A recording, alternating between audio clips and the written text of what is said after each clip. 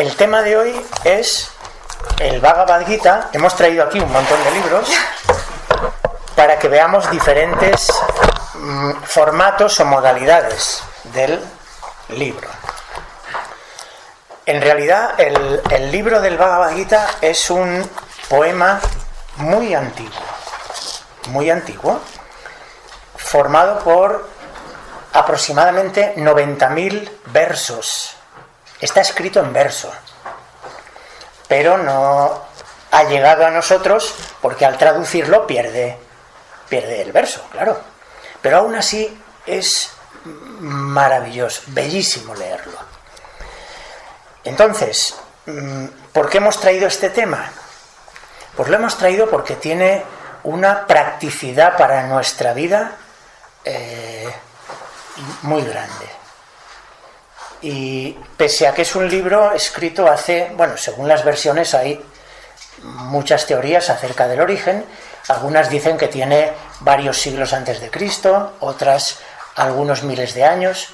Algo escrito tan antiguo y tiene una vigencia hoy para nuestra vida extraordinaria. Por eso hemos querido traerlo.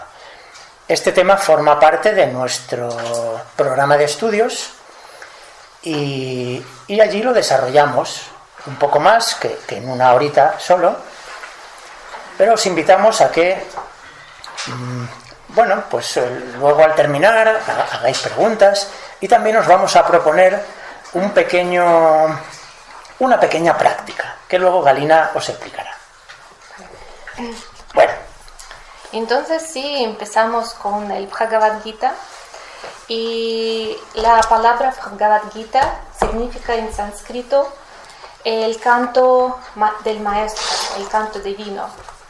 Y una cosa interesante que el Bhagavad Gita es solo una parte de una gran obra que se llama Mahabharata. Y aquí tenemos un libro para mostrar que esto es una obra Mahabharata y un parte, esto es el sexto capítulo de esta obra, es Bhagavad Gita.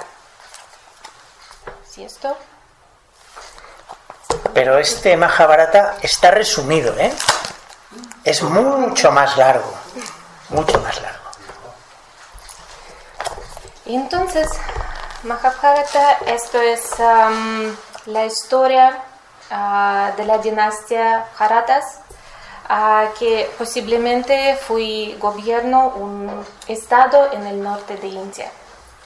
Y como he dicho, sé que de momento no tenemos el dato exacto cuando fue creado, pero algunos dicen que en el siglo 4 o 6 antes de Cristo, algunos 800 a 1000 antes de Cristo, pero es posible que ella es más antigua. Que otra cosa más importante es el lenguaje, que aunque el Bhagavad Gita está escrito en lenguaje humano, en sánscrito, en realidad el lenguaje más importante aquí es el lenguaje de símbolos. Y que otras obras sabemos con lenguaje simbólico, esto, con mitos, leyendas y cuentos. ¿Y cuál es la importancia del lenguaje simbólico? Que este lenguaje nos ayuda a comprender los conocimientos más profundos. En el lenguaje de los símbolos no son hechos históricos, no se trata de algo o alguien abstracto, se dirige a nosotros mismos. Y por eso ahora queremos hablar un poco más de esta obra y cuáles enseñanzas nos ofrece. Y ahora un poco de historia. Sí, vamos a ver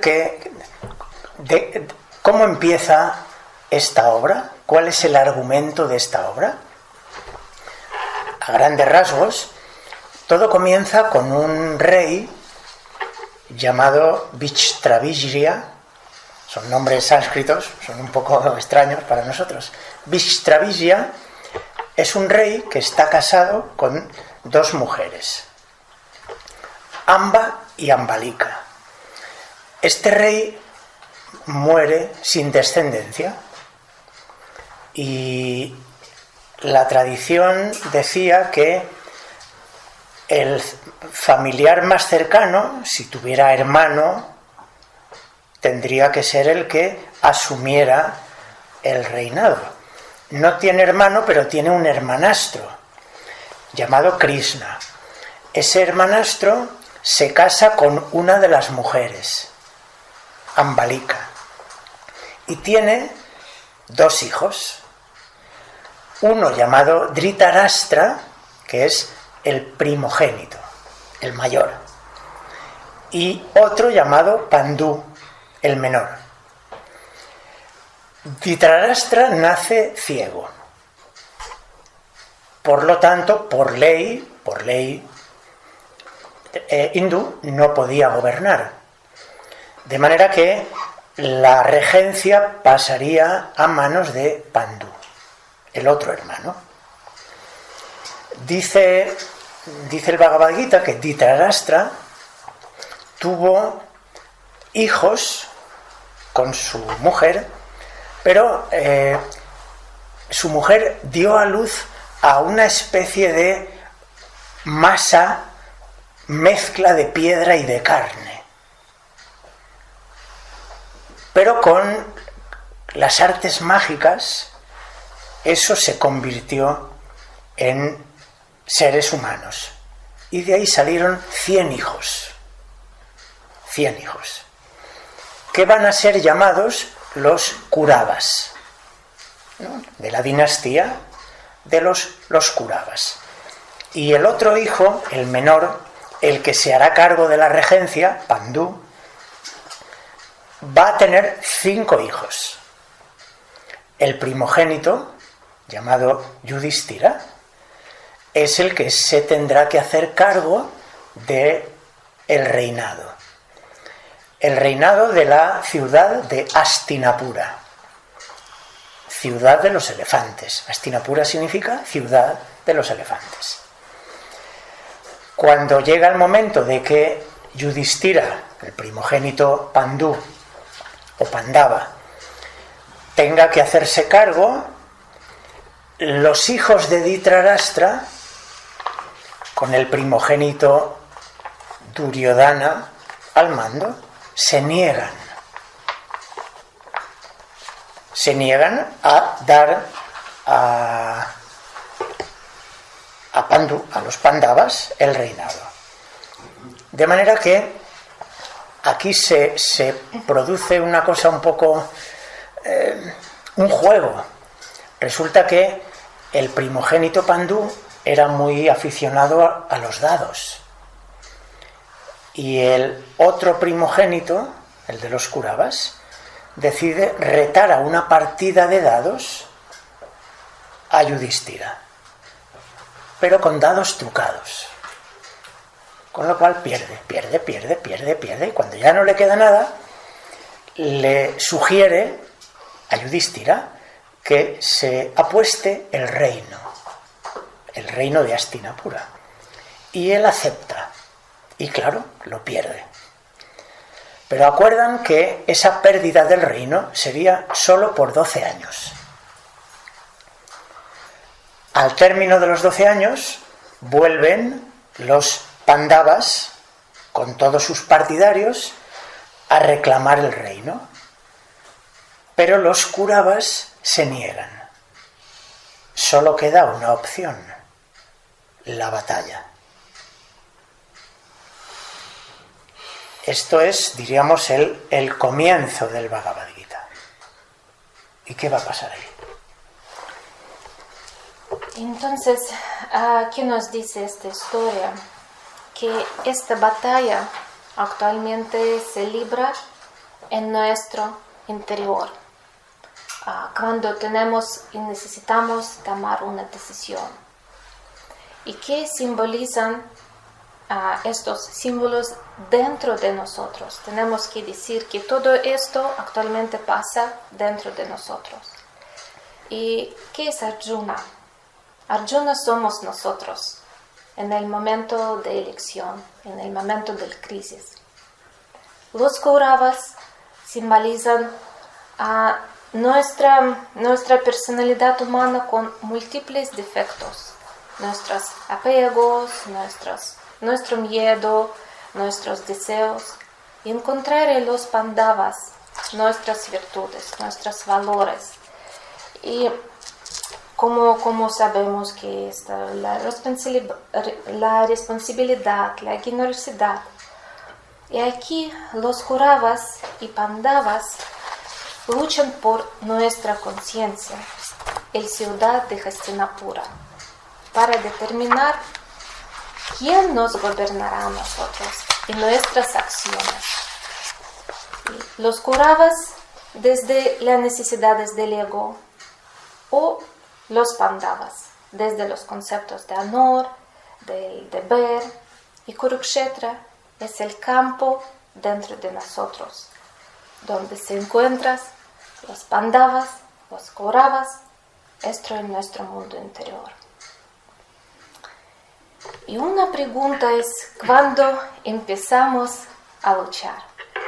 Porque la mayoría de las veces nuestra conciencia está dormida y actuamos automáticamente, a menudo bajo la guía de las Kauravas. Pero a veces nuestra conciencia despierta y queremos vivir más profundo, actuar activamente y participar en ella. Y nos encontramos en el campo de batalla. Entonces, esto es el primer paso clave, según el Bhagavad Gita, aceptar que dentro de nosotros hay una batalla. ¿Y qué pasa después? Que debemos tomar una decisión que queremos luchar o no. Porque con frecuencia nos negamos a luchar. Después de todo, los Kauravas son parte de nosotros. Como he dicho, el Bhagavad Gita, nuestra familia, nuestros amigos, y que nos acompañan durante toda la vida. Y por eso a veces hablamos que soy quien soy, no quiero luchar. Un momentito. Ajá. Cuando están enfrentados los dos ejércitos, Arjuna, que es el protagonista, es uno de los príncipes Pandavas, no es el mayor, pero va a ser el protagonista. Entonces va acompañado en su carro de guerra por un dios, Krishna, que le acompaña. Antes de empezar la batalla, le pide a Krishna que conduzca el carro al centro de la batalla, porque quiere ver al enemigo.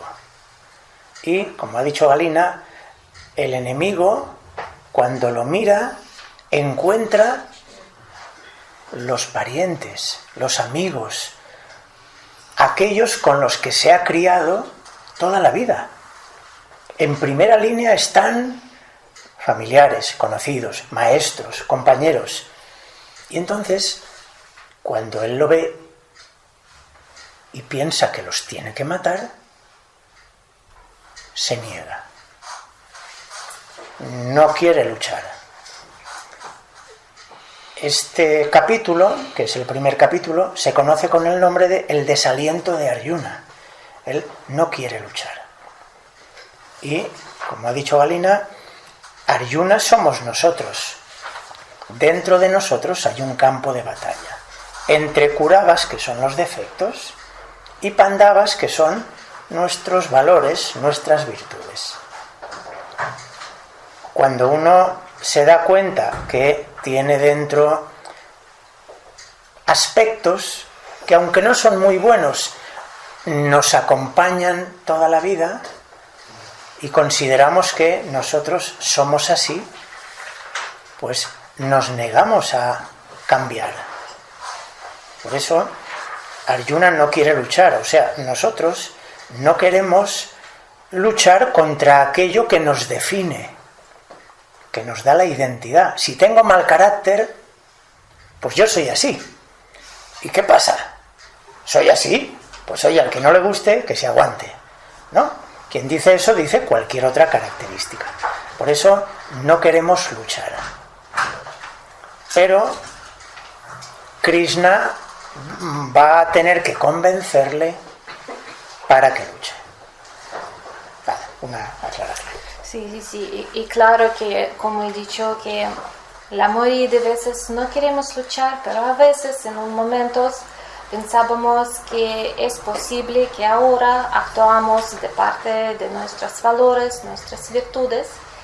Y aquí estamos en el campo de batalla, listos para luchar, pero no sabemos qué tenemos que hacer. Y qué hacer para que los Pandavas ganen. En este momento recurrimos al maestro para pedirle consejo. Entonces hay palabras en el Bhagavad Gita que Arjuna dice: por una parte mi corazón se conmueve y por otro mi mente es impotente para resolver tan arduo problema. Oh bendito Señor mío, soy tu discípulo, te suplico que me aconsejes en esta terrible hora de prueba. Dime, ¿qué debo hacer? Entonces, como José ha dicho, que en esta obra actualmente es el canto divino, el canto del maestro, va Krishna. Krishna, el gran sabio, actualmente la voz de interior, la voz de la conciencia, el gran maestro que sabe todo, que sabe las leyes de naturaleza, las leyes del universo, las leyes de nosotros mismos. Él sabe estándares éticos y morales, comprende el deber, el propósito, la humanidad. Entonces, él puede ayudar a Arjuna a luchar de parte de Pandavas. Y Krishna actualmente en realidad no le da órdenes a Arjuna, sino que lo acompaña en su crisis y lo escucha y le muestra que sus argumentos, aunque válidos, son incompletos. Y como he dicho, que habla Arjuna sobre su familia. Aquí también tenemos algunas frases. Sí. Te afliges por quien no debieras. Tus palabras no son insensatas. Tienen algo de sabios, pero no muestran la flor interna de la doctrina de los sabios. Son verdades, pero a medias. El sabio no se aflige ni por los vivos ni por los muertos. Así como el intrépido guerrero no teme a la muerte, así el sabio no se apena por la vida ni por la muerte. Aunque el semisabio se aflija por una, por otra o por ambos, según el estado de ánimo en que lo colocan las circunstancias. Entonces Krishna en sus enseñanzas le invita a mirar más allá del conflicto externo y descubrir quién es realmente. Y ahora, hablar un poco. Cuando nosotros escuchamos o leemos los argumentos de Arjuna para no luchar, uno lo lee y dice, claro, es que tiene razón. ¿Cómo va a luchar? ¿Cómo va a matar a sus parientes, familiares, amigos? No los puede matar. Arjuna argumenta delante de Krishna y le da las razones por las que no puede luchar. Además de que son parientes, amigos, etc., habla de si mata a esos compañeros, familiares, etc., rompería las tradiciones familiares. La estirpe familiar quedaría interrumpida en muchas familias. Y eso sería un sacrilegio. De manera que uno lo lee y uno le da la razón a Arjuna. Para que Krishna pueda convencerle de que tiene que luchar, tiene que profundizar mucho en lo que es un ser humano. en la vertiente moral, que es la que nos afecta a nosotros, diríamos, ¿cómo voy a luchar yo con mi manera de ser? Si yo soy así, me acompaña desde que nací, no quiero cambiarlo, soy así. Entonces, ¿qué argumentos podríamos tener para cambiar? O sea, para luchar contra esos curabas que tenemos dentro, que son la pereza, el mal genio, la insolidaridad, la irresponsabilidad, la comodidad, etcétera, los celos, las envidias. Todo eso son curabas que viven dentro de nosotros. Todos. Lo que ocurre es que algunos están en forma latente.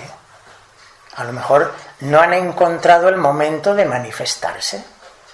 Y uno puede decir, yo envidioso jamás. Pero de pronto la vida te pone en ciertas situaciones y de pronto ese curaba que vive dentro de nosotros aparece. Y nos encontramos con que, vaya si soy envidioso. Pero no queremos reconocerlo, no queremos luchar. Entonces, ¿qué argumentos tenemos para luchar? Lo que va a hacer Krishna es enseñarle qué es un ser humano y enseñarle que un ser humano es algo más que esta cáscara corporal con la que venimos al mundo. Y le va a hablar de un alma inmortal. Un alma inmortal que vida tras vida va atesorando experiencia, conocimiento, etcétera, etcétera. Y todas las enseñanzas que le va dando le van haciendo ver a Arjuna lo que es la vida, lo que es el cosmos, lo que es el ser humano y el papel que representa el ser humano en la evolución. Ahora vamos a ir viendo algunas enseñanzas para que en la conciencia nuestra se abra un panorama que va mucho más allá de nuestra pequeña vida cotidiana. ¿Vemos algunas? ¿Sí? ¿Digo yo algunas? ¿Sí? Bueno, cada frase, por corta que sea, dice muchísimo. Fijaos, en la estancia primera, la estancia es como capítulo, dice, el ejército Pandava aceptó el reto, la batalla, y los guerreros de la hueste tocaron repetidamente sus instrumentos, las conchas de guerra, hasta que su son alcanzó la intensidad del trueno y la tierra se estremeció en rítmica respuesta. La tierra se estremeció en rítmica respuesta. Esto, si pasamos por encima, es algo poético. Pero un momento, ¿qué está diciendo? Cuando toman la decisión de entrar en batalla, ocurre algo en la naturaleza.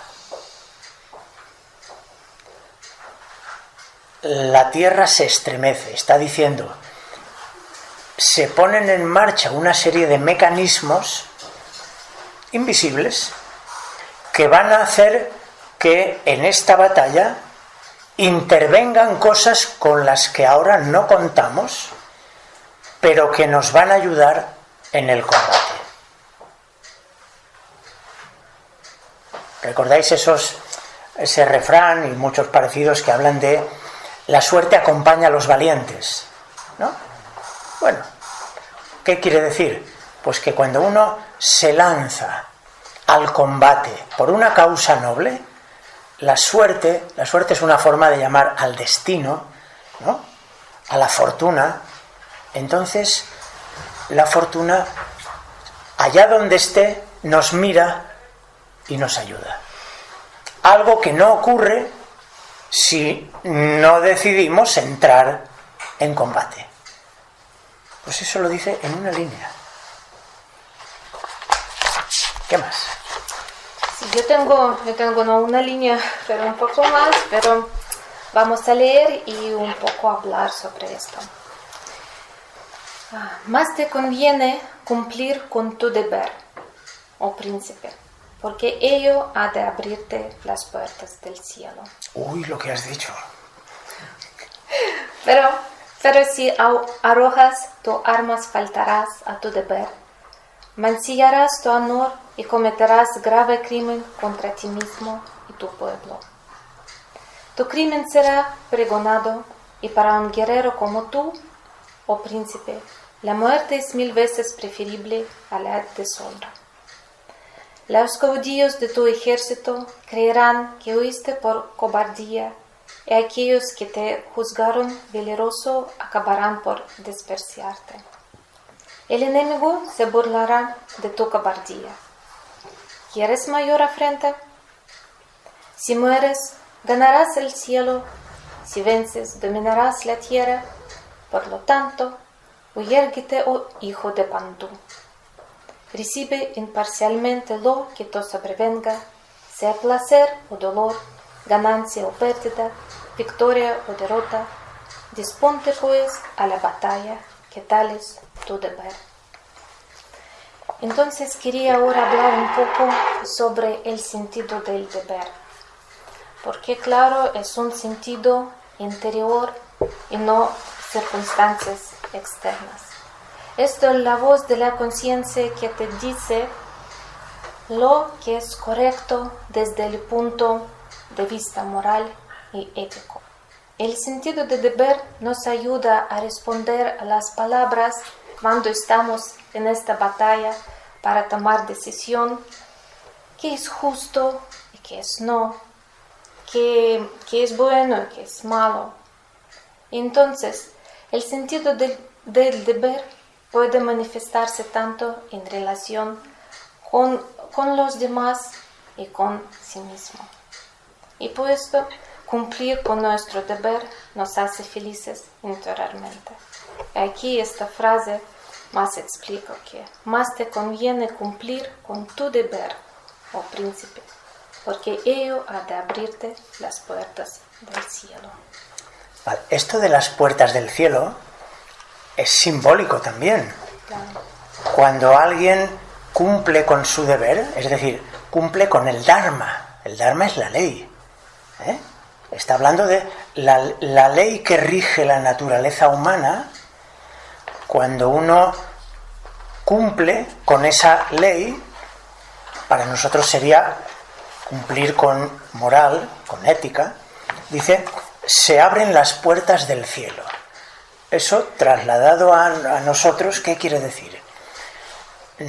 Las puertas del cielo se refiere al mundo espiritual, pero no al mundo esté donde esté, no, a nuestro mundo espiritual. Krishna le va a hablar mucho sobre la parte espiritual nuestra, que es inmortal. Acceder a esa parte espiritual nuestra no es fácil. De hecho, si nosotros queremos percibir, nos es muy difícil y a veces hasta decimos, yo no creo en nada de eso. Claro, no percibimos nada, nos atrevemos a decir, yo no creo en nada. Pero no se trata de creer o no creer, sino de accionar para ver si puedo percibir algo. Y aquí le dice, cumpliendo con tu deber, llegarás a tocar el cielo. Es decir, llegarás a acceder con tu conciencia a esa parte espiritual que tenemos dentro. O sea, está dando como un camino de acceso a lo espiritual, que pasa por el cumplimiento del deber. Y si añadir un poco o seguir con este tema, hablar un poco de Dharma que tocamos aquí, porque claro, hablamos un poco del sentido del deber como la brújula moral y ética, pero claro que según la filosofía de India hay la ley más importante que hay en toda la vida, en todo el universo, es que se llama en sánscrito el Dharma. Y enlace que todo en nuestro mundo tiene su propósito. El universo, cada ser humano, cada persona, esto también viene de dentro. Y no es una lista de tareas externas de donde que tenemos que elegir, sino aquello para lo que fuimos creados. Entonces es como un ejemplo de rotulador que ¿por qué sirve? Para pintar. Es posible que, no sé, clavar clavos con él o maquillarse. No sé, posible, pero es poco probable que se haga bien. Entonces, es mejor clavar clavos con martillo o maquillarse con brocas y sombras. Y aquí en esta obra Arjuna es guerrero. Entonces su destino, su propósito es luchar. Y Krishna le dice que es importante seguir con tu propósito, aunque puede ser no tan significante en tu punto de vista, pero cumplirlo con dignidad. Aquí quería leer un poco sobre esto. Y mejor es, oh Arjuna, cumplir con el propio deber. Deber aquí es más como propósito. Por humilde y insignificante que parezca, a entrometerse en el deber ajeno, por muy noble que éste parezca. Mejor es morir en el cumplimiento del propio deber que triunfar cumpliendo con el deber de otro. Porque el deber ajeno está lleno de peligros. Realiza la tarea que tienes delante. Cuando estés preparado para llevar a cabo otra de mayor empeño, ya se te ofrecerá igual oportunidad. Aquí, nuestra tarea aquí, según la Bhagavad Gita, porque todos nosotros somos Arjuna, es luchar, esforzarnos para que nuestra conciencia sea guiada por nuestras fortalezas y no por nuestras debilidades. En otro capítulo, Krishna le va a enseñar acerca de los libros sagrados, ¿no? Y le dice, hay quienes se impregnan con la letra de las sagradas escrituras, pero incapaces de penetrar en el verdadero sentido, discuten vanamente sobre los textos. Las acerbas controversias y las interpretaciones abstrusas satisfacen a los esclavos de la letra, y en vez de aspirar a la meta espiritual de las grandes almas, se complacen en fútiles placeres. ¿Esto qué quiere decir? Le está hablando de cuando nosotros cogemos un libro sagrado, y nos quedamos en la letra muerta, es decir, en lo que dice textualmente, y no ahondamos en el significado. De manera que a lo mejor un cristiano, un musulmán, aferrados a la letra muerta de lo que dicen sus respectivas escrituras, cuando tratan de poner algo en común, no hay manera de ponerse de acuerdo, porque cada uno está aferrado a la letra muerta. Lo que está diciendo Krishna es, en general, en todos los libros sagrados, hay que entrar en la esencia de lo que quiere decir y no quedarse atrapado en lo textual. Esto es algo que nos pasa a nosotros, y de hecho una religión con otra, pues muchas veces hay conflictos, porque la manera de interpretar lo que debe hacer un ser humano en la vida y lo que debe hacer para contactar con lo divino son completamente diferentes. Las peores guerras que hemos tenido han sido las guerras de religión, paradójicamente. Bueno, pues aquí le trata de enseñar que hemos de profundizar en las Sagradas Escrituras y no quedarnos con la cáscara. Y continúa tú. Vale. ¿Qué más yo quería compartir con vosotros?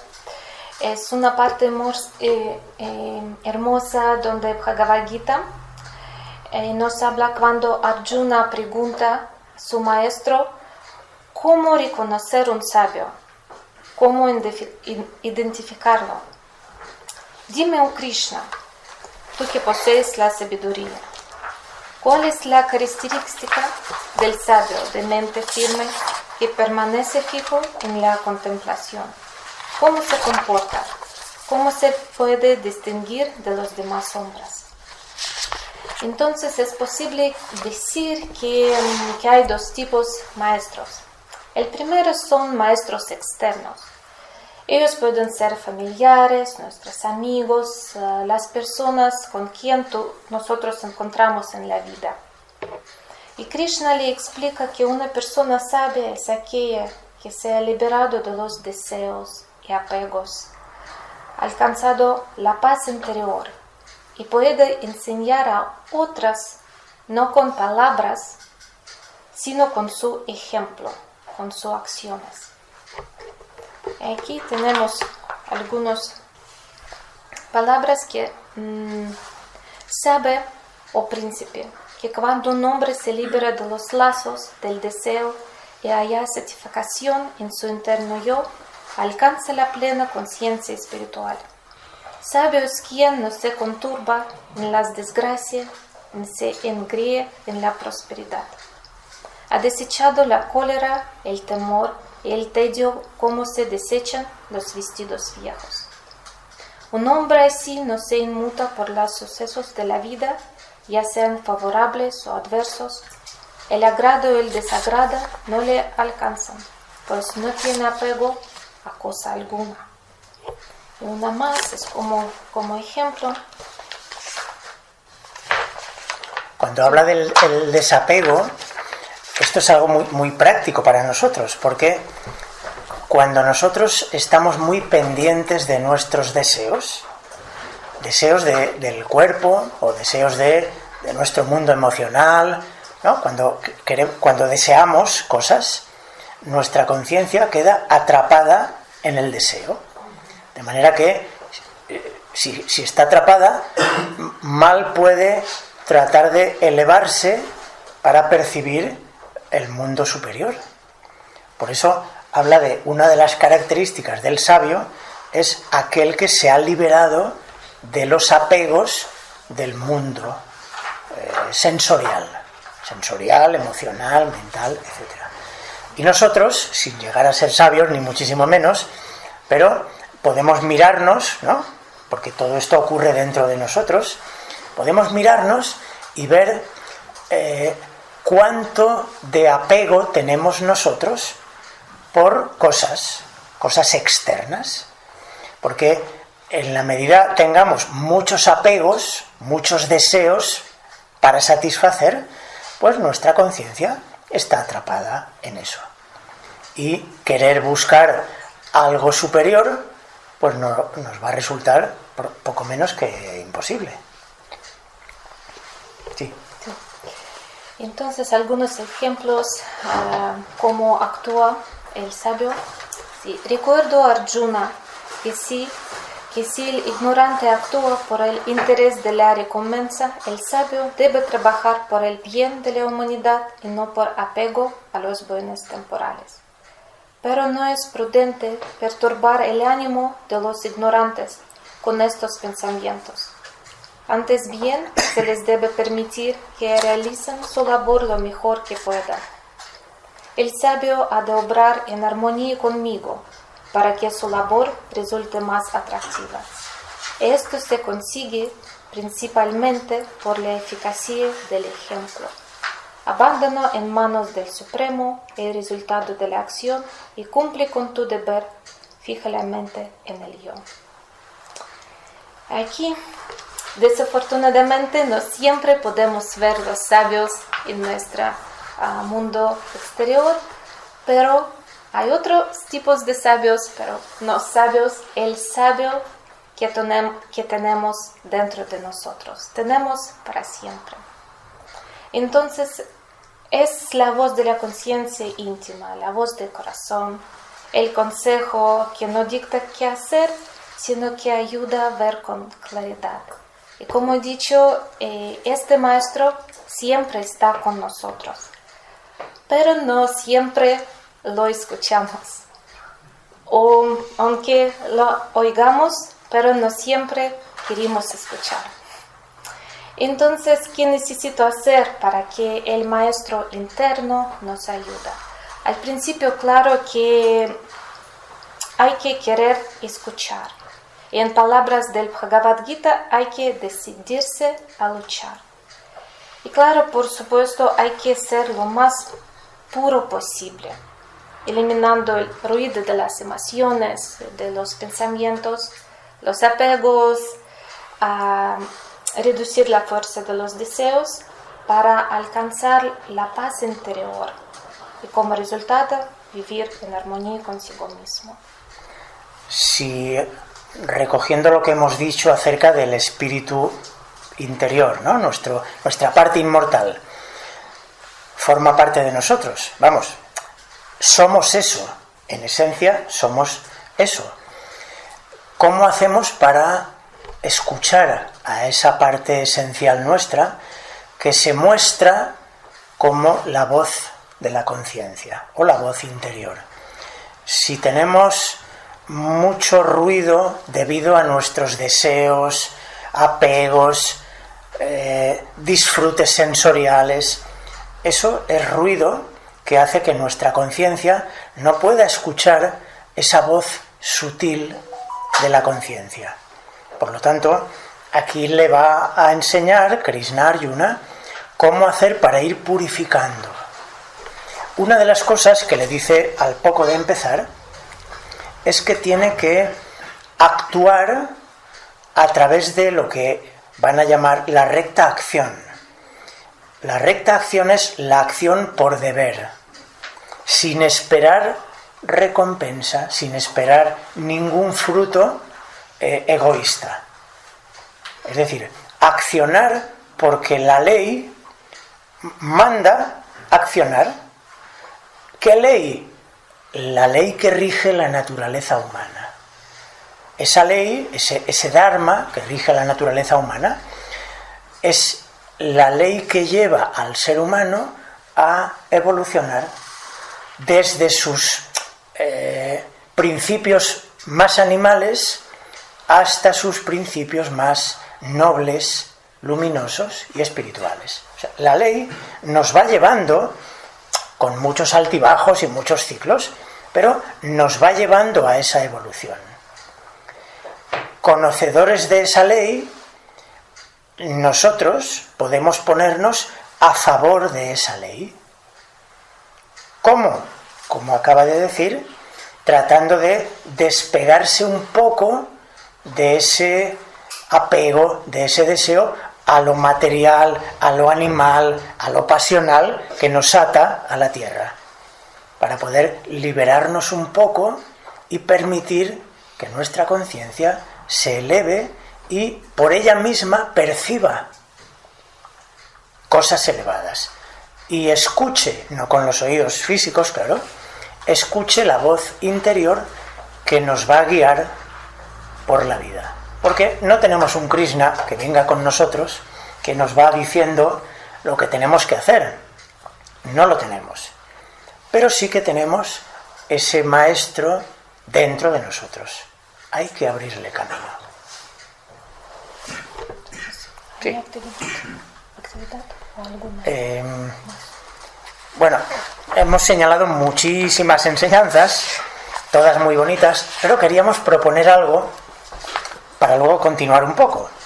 Y lo que vamos a proponer, pues os lo explica Dalila. Sí, ahora queremos ofrecer a vosotros un poquito de actividad y para 5 minutos, no sé, como ya sabemos que nosotros somos Arjuna y ofrecemos ponernos en lugar de Arjuna y imaginar que como somos guerreros y poner en nuestra propia batalla y pensar y responder a sí mismo a estas preguntas. ¿Cuál es mi batalla? ¿Cuáles son mis Kauravas, mis Pandavas? ¿Y por qué motivo tengo que luchar? Es posible que ahora vosotros tenéis necesidad de elección, tomar decisión o tenemos, entonces esto es tiempo para vosotros. O sea, y después podemos compartir si alguien quiere. Os van a dar un papelito y un bolígrafo para escribir, luego lo dirá quien lo quiera decir, no hay que desvelar cada uno sus curabas y sus pandavas, pero es para tener unos minutitos breves como de reflexión que nos permitan mirarnos dentro y encontrarnos con esos curabas más potentes que tenemos dentro y con esos pandavas que son nuestras virtudes, nuestra parte luminosa, que lo podamos escribir y luego pues el que quiera comentar algo pues lo podemos comentar. Es como el momento de reflexión. Esto podría uno estar toda una tarde y mirar dentro en el infinito que hay dentro y empezar a ver qué hay ahí. Y no acabamos. Y no acabamos. Pero fijaos con qué inteligencia o con qué sabiduría están hechos estos libros, que dado que es difícil mirarse dentro, estos libros teatralizan lo que ocurre dentro y lo ponen delante de ti. Pero realmente son apegos que están ahí pegados y es muy difícil. Porque nos acompañan toda la vida y han conquistado nuestra conciencia, pero de forma ilegítima. ¿Por qué ilegítima? Porque en la conciencia del ser humano, por dharma, por ley, tiene que gobernar la parte más noble, no la parte animal. Tiene que dominar, tiene que gobernar el reino de Hastinapura, que es el reino de mi conciencia, la parte más noble, no la parte más animal.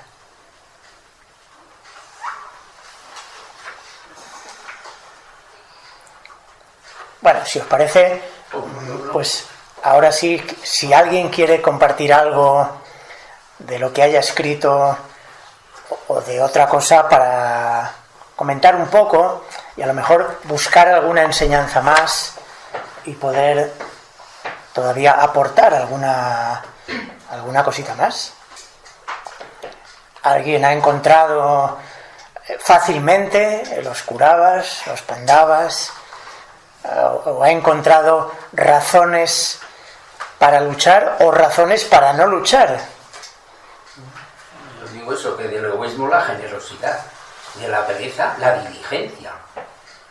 Y con esa diligencia, lo que tú hagas, respetar a la persona, pero luchar contra esa idea. Es muy difícil. Pero es muy difícil, ¿eh? Es que habéis puesto un ejemplo que, vamos, es cotidiano, coño. Pero todos los días hemos de luchar. Al tomar una decisión siempre hay varias opciones, unas más cómodas que satisfacen a la parte vamos a decir mortal, ¿no? La que tiene deseos, la que tiene apegos sensoriales, la que busca el placer del tipo que sea, y está la otra decisión que nos lleva a cumplir con lo que debo hacer. A lo mejor no me gusta tanto como lo otro, pero algo me dice que debo hacer. Pero a veces puede más lo otro. Y me voy con lo otro. Por eso es difícil, claro. Debo hacer te cuesta, ¿eh? A veces no. Lo reconoces. Cuesta muchas veces. Sí, por allí quieren decir algo. Ángela ha levantado la mano primero. Sí, y yo había pensado, ¿no?, que también hay una cosa de la batalla que es la temeridad, ¿no? Yo, reflexionando en mi vivencia propia, yo pienso que mi curaba es que si no lo tengo, digamos, controlado, por decir una palabra, me vuelvo una persona temeraria. Entonces, ¿qué quiere decir eso? Que voy a la batalla sin ningún tipo de conciencia de por qué lo estoy haciendo, ¿no? Que es ausencia de miedo, pero sin conciencia. Entonces no tengo las herramientas O sea, no tengo a los pandavas entrenados para que vayan a la batalla para lo que yo entiendo que es con el corazón y no tanto en la mente. Entonces, como dentro de mi interior yo pienso que de alguna manera cuando voy a la batalla lo cura a mi propia batalla, ¿no? A mis propios conflictos cotidianos. Mis curabas serían ir solo con la mente y mis pandavas sería olvidarme el corazón. Entonces, como ir a la batalla con el corazón. Un punto importante. Arjuna, fijaos lo que ha dicho cuando está en la incertidumbre de lucho o no, dice, ¿qué tengo que hacer? O sea, para entrar en combate necesita conocer. Igual que un general en una batalla, si no tiene una estrategia y un conocimiento del terreno, del enemigo, de sus propios soldados, si no tiene un conocimiento, entrar en una batalla es temerario. Por eso todo lo que va a decirle Krishna es qué debes saber para poder entrar en la batalla y poder vencer. Aunque también le dice, si lo ha leído Galina antes, si pierdes, o sea, si mueres en la batalla, conquistarás el cielo, y si vences, dominarás la tierra. Esto cuando lo interpretamos... Sí, en la parte religiosa es así. No es religioso. No es religioso. No, Pero... esto no es nada religioso, es filosófico. Es filosófico. Ganarás el cielo, ¿qué quiere decir? Cuando tú luchas y pierdes, ¿no? A veces uno quiere vencer la pereza, pero la pereza te vence, ¿no? Has perdido, has muerto en esa pequeña batalla. Pero si luchaste, lo importante es que luchaste. La lucha produce un avance interior. Por eso, todo avance interior te eleva, te lleva hacia el cielo metafóricamente, claro. Entonces, si mueres, ganarás el cielo, o sea, avanzarás un poquito en tu camino al cielo, si aprendes de la derrota, claro, de cada derrota hay que aprender. Ese aprendizaje nos permite avanzar. Dice, y si vences, dominarás la tierra. Si vences a la pereza o a lo que sea, hay que luchar por un objetivo, o sea, claro, está claro. Dominarás, si has vencido a la pereza, dominarás la tierra, tus circunstancias, tu entorno. O sea que no hay esfuerzo perdido mientras haya lucha.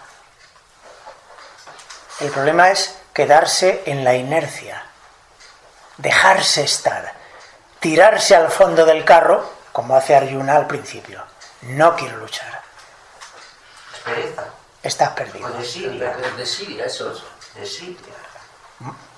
Muchas cosas. Miedo, incomprensión, muchas cosas. Frustración también. También. Y por ahí quería... Sí. Yo ya veo que haciendo el ejercicio, muy interesante. Es cierto que lo primero que... Cuando comencé a llenar la hoja, noto que soy capaz de reconocer muchísimos curados. Entiendo que nos pasará mucho. Que vemos que tenemos muchos aspectos negativos. Pero luego, cuando apunté un aspecto positivo, es cierto que quizás no sea tan grande, o yo no lo vea tan grande como los curados que tengo enfrente ahora en mi vida, pero sí que me dan fuerza. Es decir, que a lo mejor algo que puede ser interesante es aprender a ver esos pandavas, aunque sean muy pequeñitos que tenemos nosotros, y quizás fortalecernos. ¿Para qué? Para que cuando tengamos que enfrentarnos a ese gran curado que tengamos enfrente, nos sintamos más fuertes. ¿Por qué? Porque hemos hecho crecer esas situaciones positivas que están en nosotros y ahora nos acompañan a la guerra. Porque a veces, claro, nos queremos enfrentar a curabas muy grandes y sentimos que no estamos preparados, que no podemos superarlo. ¿Pero por qué? A veces es un poco por desconocimiento y quizás por falta de trabajo a esos aspectos positivos que hay en nosotros. Es decir, si fortalecemos nuestros pandavas, quizás es más fácil luchar la batalla contra el curado.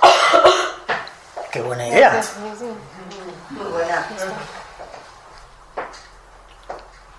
¿Qué más? ¿Alguien quiere...? Hombre, Sí. yo creo que en principio de todo esto sería también un poco como el autoconocimiento, como reflexionar, ver cómo somos, esa primera parte para poder sacar, tomar conciencia de cuáles pueden ser nuestros curados y nuestros pandavas. Por ejemplo, yo en un curaba he puesto como el autosabotaje, como el pensar no soy capaz, y me quedo ahí. Y entonces me quedo en la inacción que hemos dicho, que es lo peor que puede pasar. Porque ganemos el cielo o la tierra, hay que actuar, hay que batallar. Y entonces el autosabotaje, yo pienso que está muchas veces ahí y es como que no te permite a veces hacer las cosas. ¿Y cuál sería la causa del autosabotaje? Miedo a perder las cosas, no sé, o a no ser capaz de... Sí. Pero quizás ese miedo está un poquito infundado en eso. Creo que falta un poquito de conocimiento de lo que sí eres capaz. Claro. O sea, reconocer y valorar lo que sí puedes hacer. Miedo al fracaso, a fracasar, a conseguir al fracaso. de lo que decía. Sí, algo así. Es que cuando uno detecta cosas por dentro de uno, es muy interesante seguir profundizando, preguntándose, bueno, he detectado esto, ¿y de dónde provendrá esto? Me refiero, ¿cuál será la causa de que tenga este autosabotaje? Porque hay una causa. Claro, lo interesante es ir buscando, profundizando dentro de uno, a encontrar la causa. Casi siempre, por no decir siempre, las causas más profundas de nuestros curabas y de nuestros defectos, etc., la causa más profunda, hay algún miedo por ahí. Miedo a algo. Que luego ese miedo se disfraza y aparece convertido, pues, a veces hasta en lo opuesto. En la temeridad, en el exceso de genio, ¿no? Una forma de mostrarse al mundo que es contraria y es como para suplir con lo externo las carencias internas. Una defensa. Sí, por ejemplo, alguien va por la vida como un gallito de pelea y va, ¿no? Ahí que tal, ¿no? Alguien que tiene seguridad interior, una firme seguridad interior, no necesita pelear con nadie ni demostrar nada. El que va por ahí como queriendo dominar está mostrando justamente lo que tiene dentro, que es una falta de dominio, una inseguridad que tiene que suplir con una fachada que impida que los demás vean lo que tiene dentro.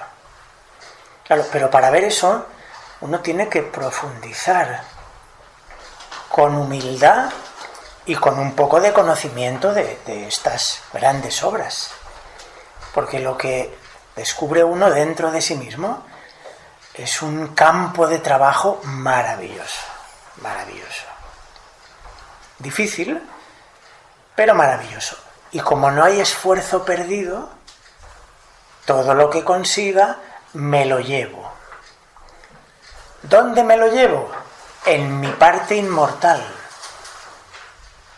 Por eso no hay esfuerzo perdido. Esto de la parte inmortal habría que desarrollarlo mucho más, porque nosotros un occidental a lo mejor no lo comprende tan bien como un hindú. ¿Quieres decir algo? ¿Alguna cosa más? Sí. Bueno, yo me escribí la pregunta, tampoco es que lo detallé como tal, pero por ejemplo, ¿por qué tengo que luchar? De hace tiempo para acá vengo haciendo una práctica que aprovecho compartirla, es que cada vez que veo a una persona que me causa algo, le coloco una etiqueta, pero es una etiqueta propia, es algo mío, como decir, ¿por qué en esta persona me molesta esto o me molesta aquello? Y puedo reconocer que viene de mí en vez de la persona. Sé que a veces es una práctica bastante buena, y aquí digo, ¿por qué tengo que luchar para poder vivir en paz? Pero no es que uno viva atormentado, sino en paz con uno mismo y poderse integrar bien en la sociedad. Y lo otro que aprovecho para compartir, en las escrituras bíblicas, tanto en la Biblia católica como en la Biblia cristiana, habla sobre, por ejemplo, si tu ojo es ocasión de caer, sácalo. Pero no es que te lo vas a arrancar, no es que vas a agarrar por ahí y te lo vas a quitar, no. Sino habla sobre las cosas de, oye, si veo esto, no me gusta y me va a empezar a ocasionar una molestia y voy a ser reactiva a esto, en vez de seguirlo viendo, puedo quitar la mirada. Y también habla una parte muy importante sobre el aguijón de la persona, y por cierto que, si no me falla la memoria, lo habla en Pablo, donde dice que carga un aguijón encima y que él tenía que morir todos los días. Pero es que no es que tienes que morir todos los días, sino que todos los días tienes que matar el ego, tienes que matar el orgullo, y un sinfín de cosas, inclusive lo que son los miedos y otros. Bueno, quería compartir ahora eso. Que ya reconozco muchas cosas, ahora le voy a colocar el nombre de Pandava para reconocerlo mejor. Eso era todo. Mira qué buen ejemplo has tenido de no quedarte con la letra muerta, sino ir al corazón de la enseñanza. Totalmente. Y aquí, Sí. Disculpa, ¿cuál es tu nombre? ¿Sí? Nacari. Aquí, para como apoyar a mi amiga aquí, ese ejercicio que ella está practicando es muy valioso y es muy importante. En otros conocimientos se lleva el nombre de observador y observado, que es la famosa autoobservación. En otro conocimiento le dan el nombre de la ley del espejo, ¿sabes? Que uno tiene esa costumbre de que a lo mejor llegas a algún sitio y ahí está el calvo ese con teléfono, de lentes, y me cae mal. Ah, pero ¿qué te cae mal de él?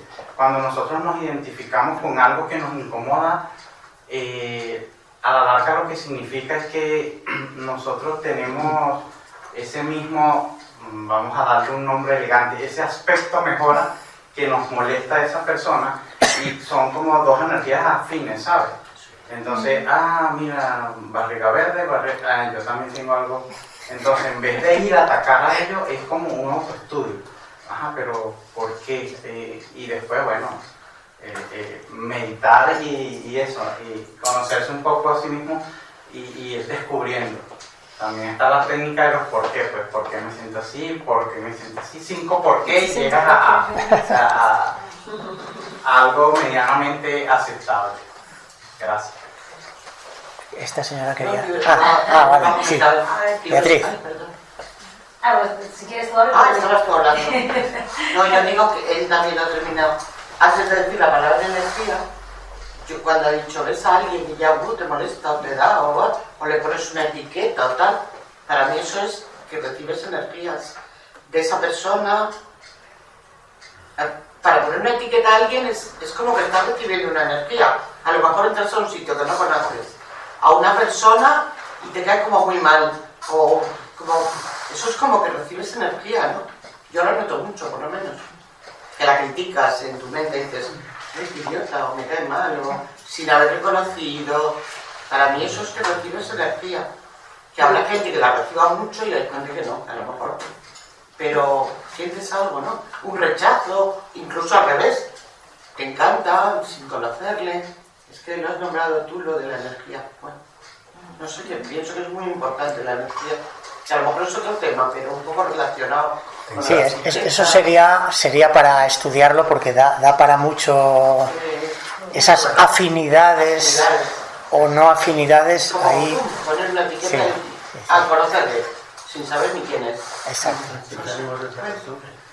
Sí, querías... Sí, pues es un poco como lo que él dicho y ella también, un poco como el espejo, pero en mi caso yo digo, si te pica, aplica. Entonces es que si te molesta, aplícalo en ti y ve por qué te molesta. Y entonces allí encontrarás el motivo de por qué te molesta y se comienza a saber, ¿qué me molesta? ¿Por qué el exceso de esto?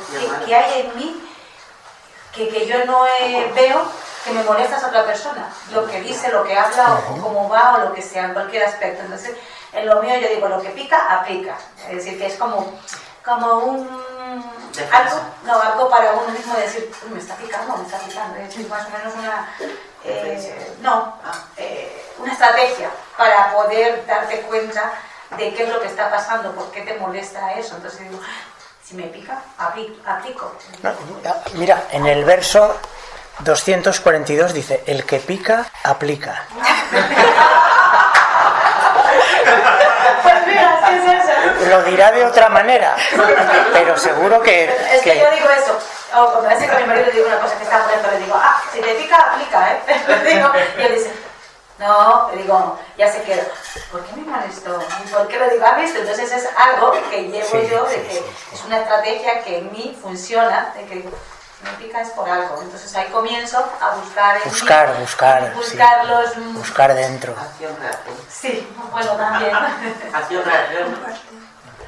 Y también yo quería añadir una cosa que también dijo Rollman, que no olvides que dedicar tiempo a pandavas, porque ahora hablamos mucho de Kauravas, que tenemos muchísimos en nuestra vida, pero totalmente hay pandavas o algún pandava clave que nos ayuda a pasar con nuestras pruebas en nuestras batallas, pero tenemos que encontrar él, y a veces estas batallas nos ayudan a encontrar nuestras pandavas. A veces no sabemos cuántos tenemos, pero tenemos también.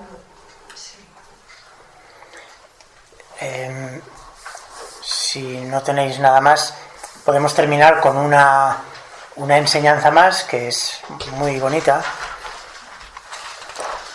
Krishna está dándole una serie de enseñanzas que hablan de